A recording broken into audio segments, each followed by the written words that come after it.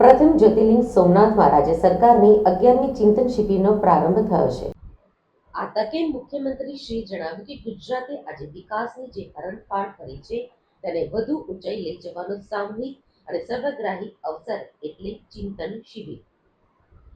સાથોસાથ તેમણે ઉમેર્યું કે જન કલ્યાણ અને લોક સેવા એ સરકારનો ધ્યેય મંત્ર છે અને નાના કર્મચારીથી માંડીને મંત્રી સુધી સૌ તે દિશામાં અહર્નિશ કાર્યરત છે.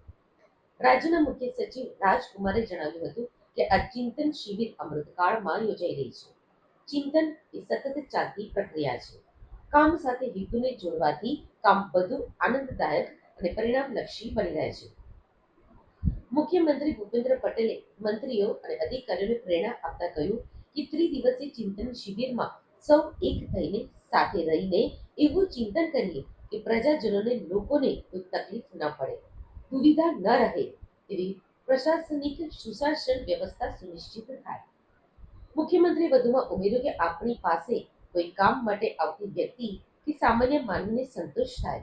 જો તેનું કામ ન થઈ શકે તેવું હોય તો પણ વિનમ્રતા વિવેકથી ના કહી શકીએ તેવી કાર્ય પદ્ધતિ આપણે ઊભી કરી છે. તેને જાળવી રાખવાનું મંથન ચિંતન આ શિબિરના માધ્યમથી થવાનું છે.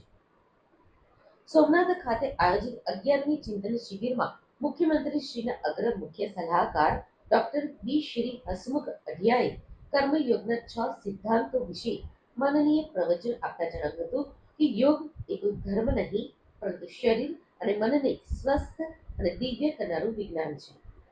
રાજ્ય સરકારની 11મી ચિંતન શિબિરમાં કર્મયોગના 6 સિદ્ધાંતો વિશેના સત્રમાં રાજ્ય સરકારના મંત્રીશ્રીઓ, સચિવશ્રીઓ, વિવિધ ખાતાના વડાઓ, જિલ્લાના કલેક્ટરશ્રીઓ, જિલ્લા વિકાસ અધિકારીશ્રીઓ અને અધિકારીઓ સહભાગી થયા હતા.